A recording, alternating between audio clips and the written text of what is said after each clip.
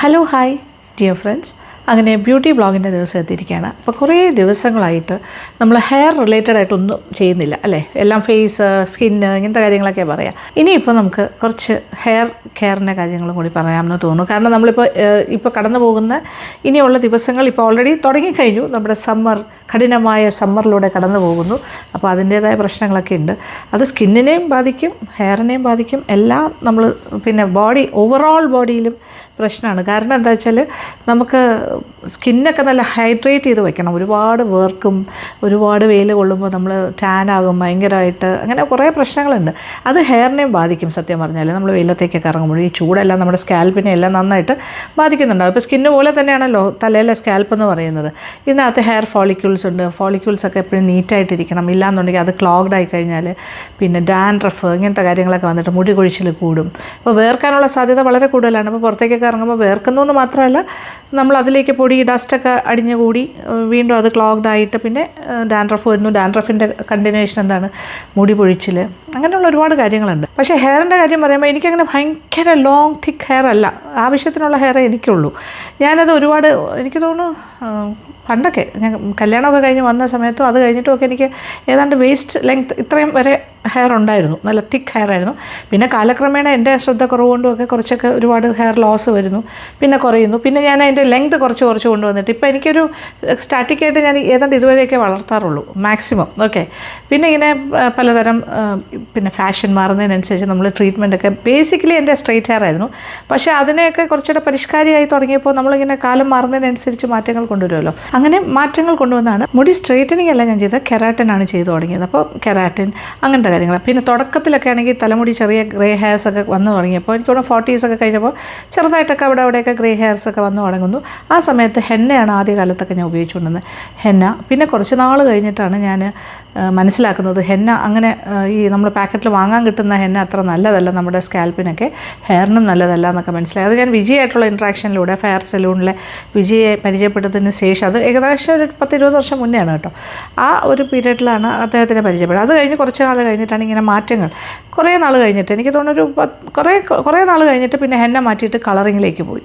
പിന്നെ കളറിങ് ചെയ്യുമ്പോഴും ഏറ്റവും ബെസ്റ്റായിട്ടുള്ള പ്രോഡക്റ്റ്സ് ഉപയോഗിക്കണം. അങ്ങനെ കുറേ സ്പെസിഫിക്കേഷൻസ് ഉണ്ട്. കെമിക്കൽസ് കുറവുള്ള, കെമിക്കൽ ഫ്രീ എന്ന് പറഞ്ഞാലും കുറച്ച് എന്തെങ്കിലുമൊക്കെ ഉണ്ടാവുമല്ലോ, എങ്കിലും മാക്സിമം ദോഷം കുറഞ്ഞുള്ള ഷാമ്പുവും കണ്ടീഷണർ അങ്ങനത്തെ കാര്യങ്ങൾ, അതുപോലെ തന്നെ ഹെയർ കളർ, ഇത്തരം കാര്യങ്ങളൊക്കെ കാര്യമായിട്ട് ശ്രദ്ധിച്ചു തുടങ്ങിയൊരു പീരീഡാണ്. പിന്നെ ഹെയർ കെയർ എന്ന് പറയുമ്പോൾ അങ്ങനെയാണ്. പിന്നെ അത് കഴിഞ്ഞ് ഹെയർ കെയർ എന്ന് പറഞ്ഞാൽ ഞാൻ സ്വന്തമായിട്ട് ആഴ്ചയിൽ 2-3 ദിവസത്തിൽ കൂടുതൽ ഞാൻ ഹെയർ വാഷ് ചെയ്യാറില്ല. ബാക്കി നമ്മളെല്ലാ ദിവസവും 2 നേരം മേല് കഴുകും. പക്ഷേ ഹെയർ വാഷ് ആഴ്ചയിൽ 3 ദിവസത്തിൽ കൂടുതൽ ആവശ്യമില്ല. പക്ഷേ ഹെയർ ഭയങ്കരമായിട്ട് ഡേർട്ടി ആയിട്ടിരിക്കുന്നു നമുക്ക് തന്നെ ഫീൽ ചെയ്യാൻ പറ്റുമല്ലോ. ഭയങ്കര സ്കാൽപ്പ് ഭയങ്കരമായിട്ട് ഓയിലി ആയി, നമുക്ക് നാച്ചുറലായിട്ടുള്ള ഓയിൽ പ്രൊഡക്ഷൻ ഉണ്ടാവും, അത് ഓയിലി ആയി, അതുകൊണ്ട് പുറത്തേക്ക് പോയിട്ട് വരുമ്പോൾ വേർത്തൊലിച്ച്, പ്രത്യേകിച്ച് ഷൂട്ടിനൊക്കെ പുറത്ത് പോയിട്ട് ഡേ ടൈമിൽ ഷൂട്ട് ചെയ്യുകയാണെങ്കിൽ നല്ല ഇതുപോലെയുള്ള സമ്മറൊക്കെ ആണെങ്കിലും ഭയങ്കര പ്രശ്നമാണ്, തല വേർക്കും. അന്നേരം ചിലപ്പോൾ കൂടുതൽ തല വാഷ് ചെയ്തുകൊണ്ടിരിക്കും. അപ്പോൾ ഞാൻ ഹെയർ സലൂണിൽ പോയി വാഷ് ചെയ്യുന്നതാണ് എനിക്ക് കൂടുതൽ ഇഷ്ടം. നന്നായിട്ട് വാഷ് ചെയ്ത് സെറ്റ് ചെയ്തിട്ട് വരും, ആ കണ്ടീഷണറൊക്കെ ചെയ്ത്. പിന്നെ ഇടയ്ക്കിടയ്ക്ക് പ്രോട്ടീൻ ട്രീറ്റ്മെൻറ്റ് ഇങ്ങനെയൊക്കെ ചെയ്യുന്നുണ്ട്. പിന്നെ ട്രീറ്റഡ് ഹെയർ ആയതുകൊണ്ട് തന്നെ എല്ലാ കാര്യങ്ങളും നമുക്ക് ഉപയോഗിക്കാൻ പറ്റില്ല. എങ്കിലും ഇടയ്ക്കൊക്കെ ഞാൻ ഓയിൽ മസാജ് ചെയ്യാറുണ്ട് എൻ്റെ ഹെയറിൽ. ആഴ്ചയിൽ 1 ദിവസമെങ്കിലും ഞാൻ ഓയിൽ മസാജ് ചെയ്യാൻ ശ്രദ്ധിക്കാറുണ്ട്. പിന്നെ നാച്ചുറൽ റെമഡീസും ചില കാര്യങ്ങൾ, ഹെയറിന് ദോഷമില്ലാത്ത കാര്യങ്ങളൊക്കെ ചെയ്യും. അപ്പോൾ ഹെയർ എപ്പോഴും ഹെൽത്തി ആയിരിക്കുക എന്നുള്ളതാണ് എൻ്റെ ഒരു പോളിസി. അപ്പോൾ എൻ്റെ ഹെയർ അത്യാവശ്യം ഹെൽത്തി ഹെയറാണ്, വേറെ പ്രശ്നങ്ങളൊന്നുമില്ല. ആസ് സച്ച് എനിക്ക് വലിയ കുഴപ്പമില്ല. സ്കാൽപ്പൊക്കെ എപ്പോഴും ക്ലീനായിട്ട് ഞാൻ സൂക്ഷിക്കുന്നത്. എനിക്ക് ഡാൻഡ്രഫ് എന്ന് പറഞ്ഞൊരു സംഗതിയേ ഇല്ല. അങ്ങനെയൊക്കെ ഉള്ളൊരു വലിയ അനുഗ്രഹമുണ്ട് ഭാഗ്യത്തിന്. അങ്ങനെയുള്ള കുറേ കാര്യം. പിന്നെ പീരിയോഡിക്കലി ഞാൻ മുടി വെട്ടാറുണ്ട്. ഇടയ്ക്കിടയ്ക്ക് മുടി വെട്ടി കൊടുക്കുന്നത് വളരെ നല്ലതാണ്. ഒന്ന് ട്രിം ചെയ്യുകയാണെങ്കിൽ ഹെയർ ഗ്രോത്ത് കുറച്ചുകൂടെ പ്രൊമോട്ടഡ് ആകും. അപ്പോൾ ഹെൽത്തി ഹെയർ മെയിൻറ്റെയിൻ ചെയ്യുക എന്നുള്ളതാണ് ഏറ്റവും ആവശ്യം. പ്രായം ഇങ്ങനെ കൂടി വരുമ്പോൾ നമ്മുടെ സാധാരണഗതിയിൽ നമുക്ക് ഹെയർ ലോസ് ഒരുപാടുണ്ടാവും. ഹെയറിൻ്റെ സ്ട്രെങ്ത് കുറയും, ഹെയറിൻ്റെ തിക്നെസ് കുറയും, വോളിയം കുറയും, അങ്ങനത്തെ ഒരുപാട് ഇഷ്യൂസ് ഉണ്ട്. പക്ഷേ നമ്മൾ എത്രത്തോളം അത് കെയർ ചെയ്യുന്നു അതനുസരിച്ചിട്ടാണ് കാര്യങ്ങൾ. അപ്പോൾ ഞാൻ ഇപ്പോൾ പറഞ്ഞു വരുന്ന കാര്യം എന്താ വെച്ചാൽ, ഇപ്പോൾ സമ്മർ ടൈം ആണെങ്കിലും വിൻ്റർ ടൈം ആണെങ്കിലും ഹെയറിനെ പ്രൊട്ടക്റ്റ് ചെയ്യുന്നതിന് ഒരു രീതിയുണ്ട്. ഹെയർ കറക്റ്റായിട്ട് നമ്മൾ ഒരിക്കലും സ്കാൽപ്പിൽ അഴുക്ക് തങ്ങി നിൽക്കാൻ അനുവദിക്കരുത്. നല്ല എയർ സർക്കുലേഷൻ നമ്മുടെ ഫോളിക്യൂൾസിനും കാര്യങ്ങൾക്കൊക്കെ വേണം. ആവശ്യത്തിന് ന്യൂട്രിയൻസ്, വൈറ്റമിൻസ് എല്ലാം നമുക്ക് സ്കാൽപ്പിനും കിട്ടണം. പിന്നെ നമ്മൾ കഴിക്കുന്ന ഭക്ഷണം വളരെ പ്രധാനമാണ്. ധാരാളം അയൺ അടങ്ങിയ ഭക്ഷണം, പിന്നെ പ്രോട്ടീൻ അടങ്ങിയ ഭക്ഷണം, ഇതെല്ലാം നമ്മുടെ ഹെയർ പ്രൊമോഷൻ, ഹെയർ ഗ്രോത്തിനെയൊക്കെ സഹായിക്കും. മുടി വളരുന്നുണ്ടാവും, എല്ലാവർക്കും മുടി വളരുമല്ലോ, വളരുന്നുണ്ടാവും. പിന്നെ അതൊരു നല്ല ഹെൽത്തി ആയിട്ട് വളരുമ്പോഴാണ് അത് നല്ലതായിട്ട് ഒരു ഷൈനിങ് ഒക്കെ ഉണ്ടാവുക, മുടിക്കൊരു തിളക്കവും ഒക്കെ ഉണ്ടാവേണ്ടത്. ഇപ്പം ഞാൻ മുടി സെറ്റ് ചെയ്തിട്ടൊന്നുമില്ല കേട്ടോ, ഞാൻ വെറുതെ വാഷ് ചെയ്തത് നമ്മൾ 2 ദിവസം മുന്നേ സെറ്റ് ചെയ്ത മുടിയാണ്. പ്രത്യേകിച്ച് ഞാൻ വേറെ ഒന്നും ചെയ്തിട്ടില്ല, ഞാൻ വെറുതെ ഇട്ടിരിക്കുന്നു അത്രേ ഉള്ളൂ. ആൻഡ് അപ്പോൾ ഇത് ചെയ്യേണ്ട കാര്യം എന്താ വെച്ചാൽ, ഇപ്പോൾ ഈ ഒരു സമ്മർ ടൈമിൽ നമ്മൾ ഹെയർ കെയർ എന്ന് പറഞ്ഞാൽ ആഴ്ചയിൽ 2 ദിവസമെങ്കിലും ഞാൻ ഈ പറയുന്ന, ഇനി ഞാൻ പറഞ്ഞു തരാൻ പോകുന്ന ഹെയർ പാക്ക് ഉപയോഗിച്ചാൽ നല്ലതായിരിക്കും. അപ്പോൾ തലമുടിയിൽ ശരിക്കും നല്ലതായിട്ട് ഓയിൽ ചെയ്യാം, ഓയിൽ മസാജ് കൊടുക്കുക, സ്കാൽപ്പിൽ നല്ലതായിട്ട് ഓയിൽ മസാജ് കൊടുക്കുക.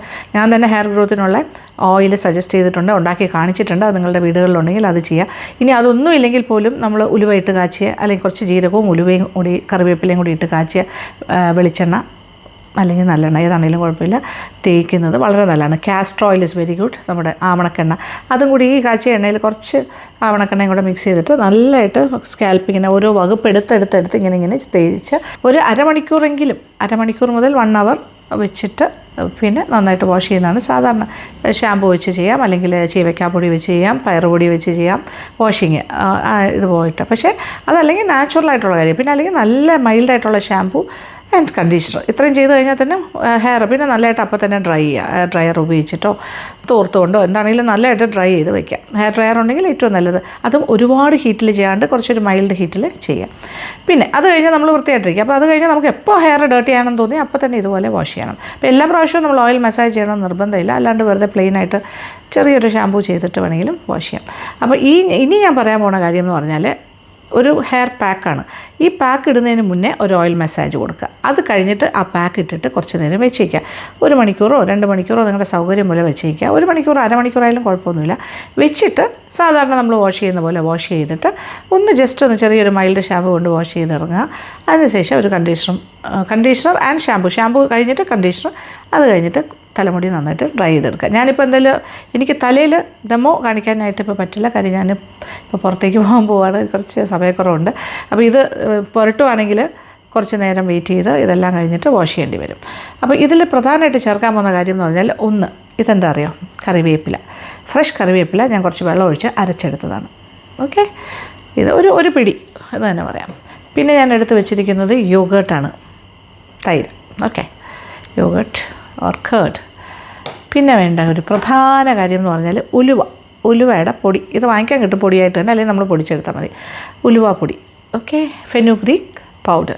ഇത് 3 കാര്യങ്ങളും തലയ്ക്കും തലമുടിക്കും തലയുടെ സ്കാൽപ്പിനും ഒക്കെ നല്ലതാണ്. ഓരോന്നിൻ്റെ കാര്യങ്ങളായിട്ട് പറയാം. നമ്മുടെ കറിവേപ്പില എന്ന് പറഞ്ഞാൽ ആൻറ്റി ഡാൻഡ്രഫാണ്. ഡാൻഡ്രഫ് ഒന്നും വരാണ്ട് സൂക്ഷിക്കും. ഹെയർ ഗ്രോത്തിന് ഒരുപാട് ഗുണം ചെയ്യും. പിന്നെ അതുപോലെ പ്രിമച്വർ ഏജിങ്, ഇപ്പോൾ തലമുടി നരച്ചു തുടങ്ങിയവരുടെ കാര്യമല്ല പറയുന്നത്, തലമുടി നരച്ചു തുടങ്ങാത്തവർക്കാണെങ്കിൽ നേരത്തെ സ്റ്റാർട്ട് ചെയ്ത് കഴിഞ്ഞാൽ കറിവേപ്പില എണ്ണ കാച്ചി തലയിൽ തേച്ചാലും, അല്ലാതെ ഞാൻ ഈ പറയുന്ന പോലെ പാക്കൊക്കെ ഉപയോഗിച്ചാലും നേരത്തെ തന്നെ പ്രിമച്വർ ഗ്രേയിങ്, അതായത് നേരത്തെ നര വരാണ്ട് രക്ഷിക്കും. പിന്നെ അതുപോലെ തന്നെ ഹെയർ ഫോള്, ഞാൻ പറഞ്ഞല്ലോ തലമുടി പൊഴിയുന്ന പ്രതിഭാസം ഒരു പരിധി കൂടുതൽ ഇത് സഹായിക്കും. ഇത് റെഗുലറായിട്ട് യൂസ് ചെയ്താൽ തലമുടി പൊഴിഞ്ഞുകൊണ്ടിരിക്കുന്നവർക്ക് ഒരുപാട് ഗുണം ചെയ്യും, പൊഴിയാണ്ട് സഹായിക്കും. ഇത് കുറേ കാര്യം. ഇതിലൊരുപാട് വൈറ്റമിൻസും മിനറൽസും എല്ലാം അടങ്ങിയിട്ടുണ്ട് കറിവേപ്പിലയിൽ. ഇതിൽ അടങ്ങിയിരിക്കുന്ന മിനറൽസ് എന്ന് പറഞ്ഞാൽ അയണും കാൽഷ്യവും ധാരാളം അടങ്ങിയിട്ടുണ്ട്. അപ്പോൾ തന്നെ മനസ്സിലായല്ലോ, നമ്മുടെ ഹെയറിനെ സ്ട്രെങ്തൻ ചെയ്യുന്ന കാര്യങ്ങൾ തന്നെയാണ്. സ്കാൽപ്പിന് ഹെൽത്ത് കൂടുതൽ കൊടുക്കുന്ന കാര്യങ്ങളാണ് അയൺ ആൻഡ് കാൽഷ്യം. അതുപോലെ സ്കാൽപ്പിലെ ബ്ലഡ് സർക്കുലേഷനൊക്കെ നല്ലതായിട്ട് ത്വരിതപ്പെടുത്താനും അത് സഹായിക്കും. പിന്നെ വൈറ്റമിൻസിൻ്റെ കാര്യം പറഞ്ഞാൽ വൈറ്റമിൻ എ, ബി, സി, പിന്നെ ഇ, ഇങ്ങനെയുള്ള എല്ലാ കാര്യങ്ങളും ഇതിലടങ്ങിയിട്ടുണ്ട്. ഇതിൽ കറിവേപ്പിലയിലാണ് കേട്ടോ. അപ്പോൾ ഇത് മാത്രമല്ല, ഇത് നമ്മുടെ തലയിൽ തേച്ച് കുളിക്കുന്ന സമയത്ത് ഞാൻ ഈ പറയുന്ന പോലെ മാസ്ക് ഒക്കെ ഇട്ട് കഴിഞ്ഞാൽ മുടിക്കൊരു നല്ല ഷൈനിങ് ഉണ്ടാവും. പിന്നെ ആ ഒരു ഫ്രിസി ആയിട്ടിരിക്കുന്ന ഹെയർ കുറച്ചുകൂടി ഒന്ന് സ്മൂത്ത് ആൻഡ് ഷൈനിങ് ആയിട്ട് മാറും. അപ്പോൾ ഇത്രയും കാര്യങ്ങൾ ഇതിനകത്തുണ്ട്. അപ്പോൾ ഇതൊരു പ്രധാന ഇൻഗ്രീഡിയൻറ്റ് നമ്മുടെ മാസ്കിൻ്റെ. ഏതാണ്ട് സിമിലർ തന്നെയാണ് മേത്തി പൗഡറിൻ്റെ കാര്യം. ഇതും അയണും പിന്നെ അതുപോലെ കാൽഷ്യം ഒക്കെ അടങ്ങിയിട്ടുണ്ട്. പിന്നെ അതുപോലെ ഹെയർ ഗ്രോത്ത് പ്രൊമോട്ട് ചെയ്യും, ഡാൻഡ്രഫ് മാറ്റിത്തരും, നല്ല കൂളിംഗാണ്, ഭയങ്കരമായിട്ട് തലയ്ക്ക് നല്ല തണുപ്പ് കിട്ടും. അപ്പോൾ അത് അങ്ങനത്തെ ക്വാളിറ്റീസ് ഉണ്ട് ഇതിനകത്ത്. പിന്നെ സ്ട്രെങ്തൻസ് ഹെയർ ഫോളിക്കിൾസിനെ നല്ല സ്ട്രെങ്തൻ ചെയ്തിട്ട് തലമുടിക്ക് നല്ലൊരു ഷൈനിങ്ങും എല്ലാം കിട്ടും. അങ്ങനെയാണ് ഈ ഹെയർ ഫോളിക്കിൾസിനെ സ്ട്രെങ്തൻ ചെയ്താൽ മാത്രമേ ഹെയർ ഗ്രോത്ത് വരുള്ളൂ. അപ്പോൾ അതിനൊക്കെ സഹായിക്കുന്നതാണ് മേത്തി പൗഡർ അഥവാ ഫെനുഗ്രീക്ക് പൗഡർ അല്ലെങ്കിൽ ഉലുവാപ്പൊടി. പിന്നെ 2 കോമ്പൗണ്ട്സ് ഉണ്ട് ഈ ഉലുവാപ്പൊടിയിൽ, അതായത് ഫ്ലാവനോയിഡ്സ് ആൻഡ് സാപ്പോനിൻസ് എന്ന് പറയുന്ന 2 കോമ്പൗണ്ടുകളും അടങ്ങിയിട്ടുണ്ട് നമ്മുടെ ഈ ഉലുവയിൽ. അപ്പോൾ ഈ 2 കോമ്പൗണ്ടുകളും ചെയ്യുന്നത് എന്താ വെച്ചാൽ ഇതിനകത്ത് ആൻറ്റി ഇൻഫ്ലമേറ്ററി പ്രോപ്പർട്ടീസും ഉണ്ട്, അതുപോലെ ആൻറ്റി ഫംഗൽ പ്രോപ്പർട്ടീസും ഉണ്ട് ഈ കോമ്പൗണ്ടിൽ. അപ്പോൾ ഈ 2 കോമ്പൗണ്ട്സും anti inflammatory and anti fungal properties, അങ്ങനെ ഇത് രണ്ടും കൂടി കമ്പൈൻ ചെയ്ത് വരുമ്പോൾ അത് ഹെയർ ഗ്രോത്തിനെ പ്രൊമോട്ട് ചെയ്യും. അപ്പോൾ ചുരുക്കം പറഞ്ഞാൽ ഇത് ഹെയർ വളരാനും പൊഴിച്ചിൽ കുറയാനും മുടിയുടെ ആരോഗ്യം നന്നായിട്ട് വന്ന് നല്ല ഷൈനിങ് ഹെയർ കിട്ടാനും സഹായിക്കും.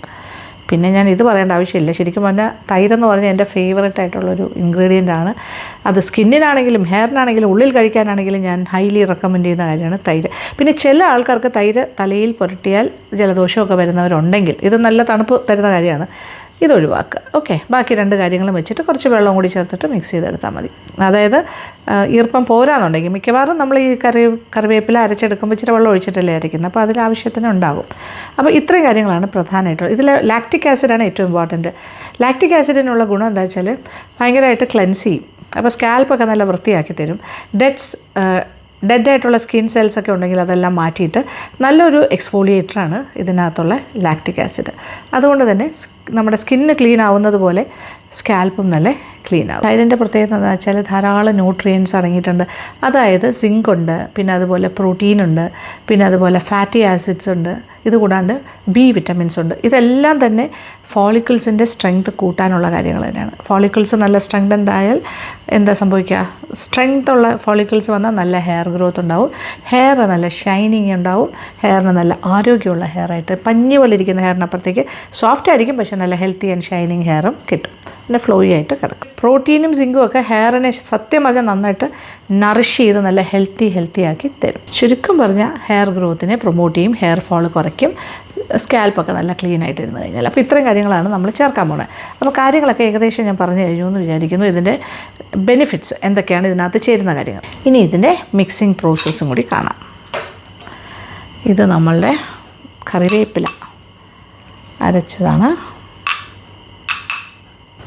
ഞാൻ ഒരു പിടി എടുത്തിട്ട് അരച്ചെടുത്തതാണ്. ഇനി ഇതിനകത്തേക്ക് നമ്മൾ ഉലുവാപ്പൊടി ഇട്ട് കൊടുക്കാം.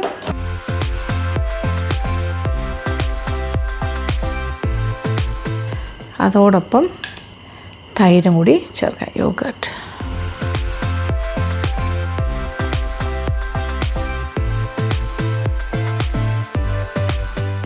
ബാക്കിയിരിക്കുന്ന കറിവേപ്പിലയുടെ